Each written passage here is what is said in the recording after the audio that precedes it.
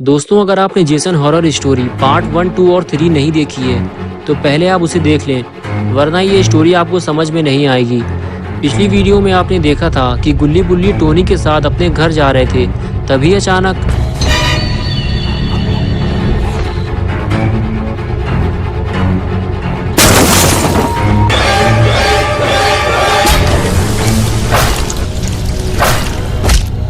Make mommy proud, Jason. Don't let them escape. Jason ने Tony को मार डाला। ये देखकर गुल्ली बुल्ली गाड़ी से बाहर निकलकर भागे। जेसन इतनी जल्दी यहाँ पहुँच जाएगा, ये तो गुल्ली और बुल्ली ने सोचा ही नहीं था।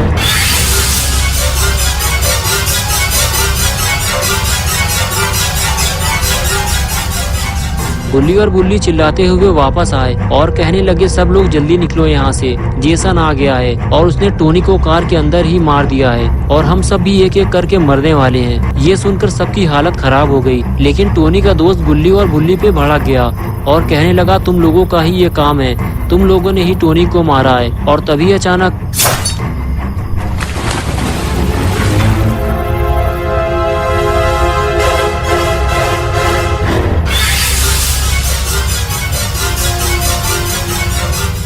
तभी वो लड़की कहती, उसे गोली मार दो। टोनी की राइफल टेंट के अंदर रखी है। गुल्ली फौरन भागते हुए टेंट के अंदर जाता है।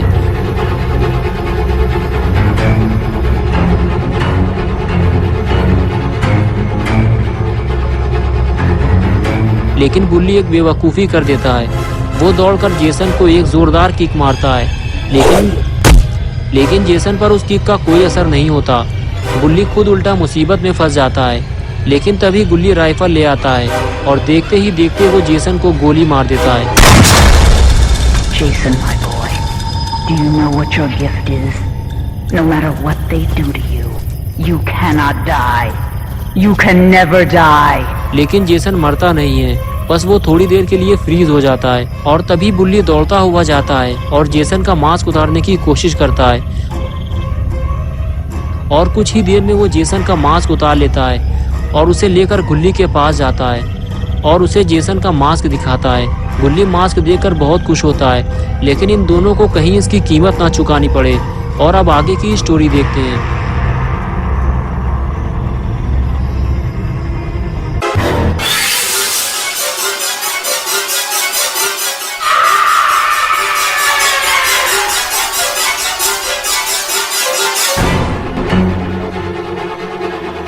Jason, Mother is talking to you. Find them. Jason को करीब आता देखकर गुल्ली और बुल्ली फौरन वहां से भागते हैं और उनके साथ साथ टोनी की गर्लफ्रेंड सोफिया भी गुल्ली और बुल्ली के पीछे भागती है। जेसन बिना मास्क के बहुत ही ज्यादा खतरनाक और डरावना लग रहा है, इसलिए वो अपने चेहरे पर मास्क लगाए रहता है ताकि उसका असली चेहरा कोई ना देख सके। लेकिन बुल्ली ने जेसन का मास्क उतार के अच्छा नहीं किया और अब जेसन किसी को भी जिंदा नहीं छोड़ेगा। गुल्ली बुल्ली और सोफिया को ऐसी जगह छुपना होगा कि जेसन उन्हें ना देख सके, वरना ये तीनों मारे जाएंगे। और इधर टोनी का दोस्त जैक टेंट के अंदर छुपकर ये सब देख रहा होता है। वो जेसन को देखकर बहुत ही ज्यादा डरा हुआ भी है।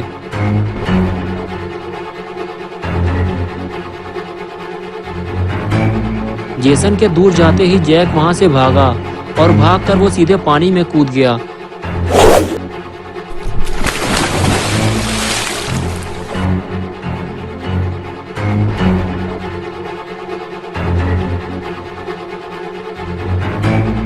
जैक तैरते हुए नाव के करीब जा रहा है, लेकिन जेसन ने उसे देख लिया है और अब उसकी खैर नहीं।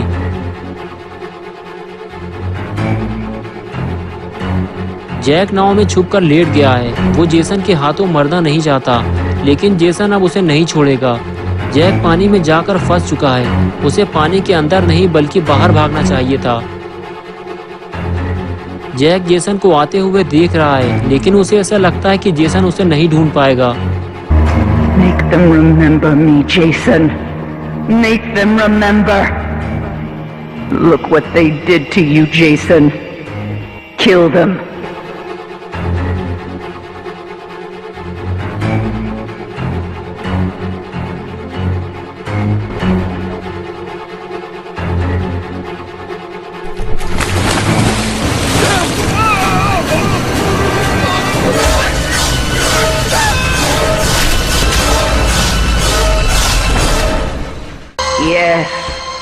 Kill for mother.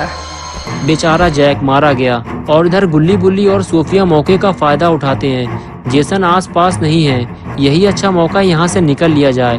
तीनों वहाँ से फरार हो जाते हैं और एक पुराने खाली घर के अंदर घुस जाते हैं। जेसन ने इन्हें घर के अंदर जाते हुए नहीं देखा है। अगर ये तीनों चुपचाप इस घर के अंदर रहे तो आज की रात ये इसी घर में बिता सकते हैं। गुल्ली बुल्ली और सोफिया जब घर के अंदर आए तो इन लोगों ने देखा कि पूरा घर बिल्कुल खाली पड़ा है। घर के अंदर ना तो कोई सामान है और ना कोई इंसान। जिसका भी ये घर था या तो वो घर छोड़कर जा चुका है या फिर जेसन ने उसे मार दिया होगा।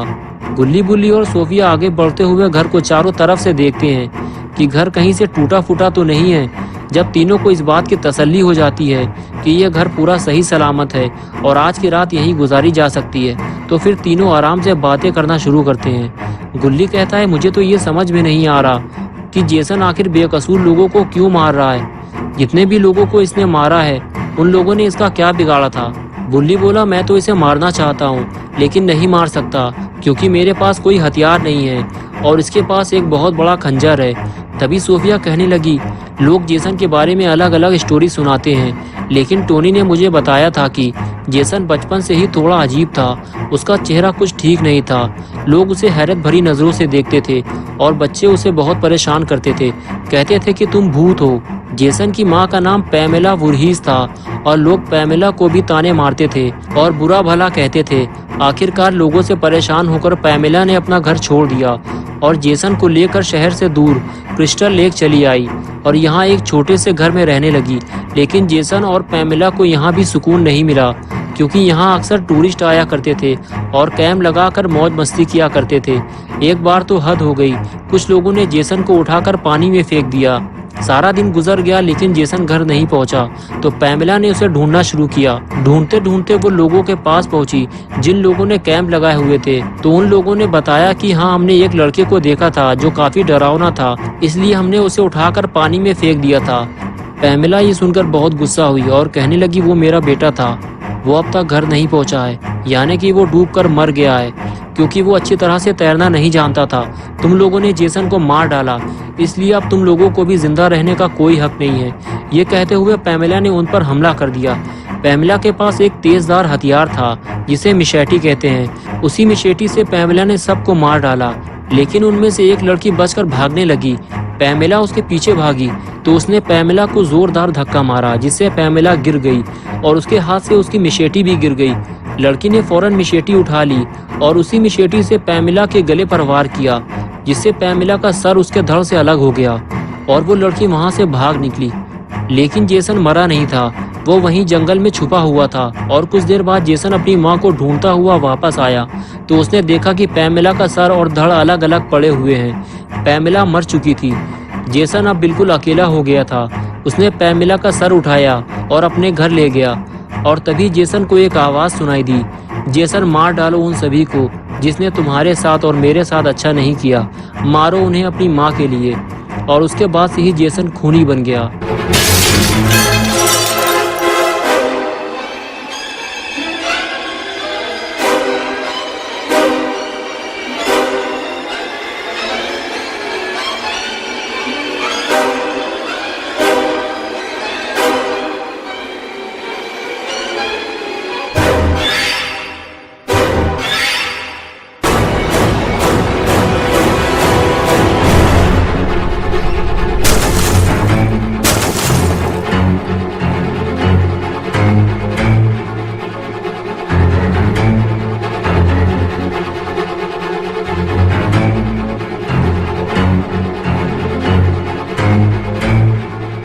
गुल्ली बुल्ली और सोफिया खिड़की से बाहर कूद गए, वरना जेसन इन तीनों को घर के अंदर ही मार डालता।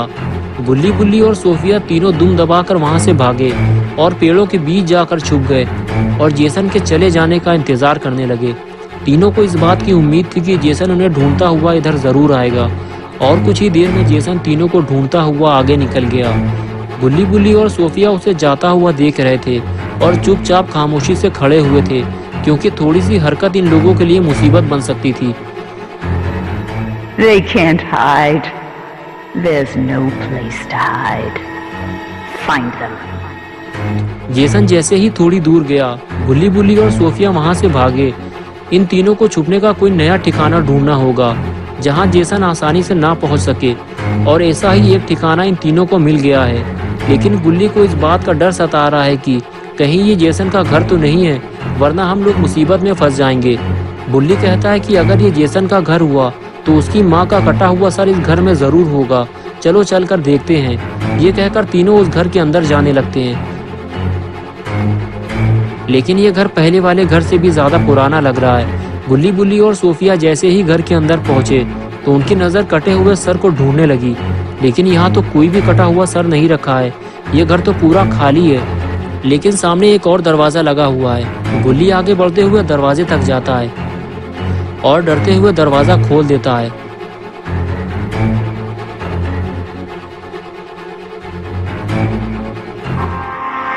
Don't stop, Jason. They deserve to die. Make them suffer like we did. गुल्ली और बुल्ली पैमेला वुरहीस का कटा हुआ सर देखकर हैरान हो जाते हैं। तभी सोफिया कहती है जल्दी निकलो यहाँ से, ये जगह छुपने के लिए ठीक नहीं है। बुल्ली कहता है कि ये जेसन का घर है, वो यहाँ जरूर आता होगा, इससे पहले कि वो यहाँ आ जाए हम तीनों को यहाँ से निकल लेना चाहिए। तो दोस्तों क्या होगा अब गुल्ली बुल्ली और सोफिया का? दोस्तों अगर आप पार्ट 5 देखना चाहते हैं तो इस वीडियो को लाइक करें, चैनल को सब्सक्राइब करना और बेल आइकन दबाना ना भूलें।